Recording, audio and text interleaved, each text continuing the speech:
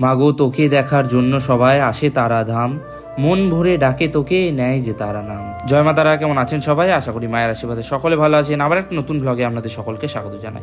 এখন বাজে সকাল 10টার, আমি এলাম মাকে প্রণাম করবার জন্য। তো চলুন প্রথমেই আপনাদের মায়ের দর্শন করাই। আর এই হলো আমাদের জগৎ জননী আনন্দময়ী শিলাময়ী মা উগ্রতারা। মায়ের ভালোভাবে দর্শন করুন, নিজেদের কামনা বাসনা মায়ের কাছে জানান। মায়ের কাছে এই প্রার্থনাই করি, মা সকলকে ভালো রাখুক, সুখে রাখুক, শান্তিতে রাখুক, সকলের মনস্কামনা পূর্ণ হোক। আপনাদের কাছে অনুরোধ করি ভিডিওটা আপনার পরিবার পরিজনের সাথে শেয়ার করুন, যাতে তারাও মায়ের এই অপূর্ব রূপে দর্শন করতে পারে। তারপর মাকে প্রণাম করে মায়ের গর্ভগৃহ থেকে বেরিয়ে এলাম। আজকে দুই দাদা মায়ের কাছে পুজো দেওয়ার জন্য এসেছিল, তাদের খুব সুন্দরভাবে পুজো হলো। আর মন্দিরে এখন 11টি ঢাক বাজানো হচ্ছে।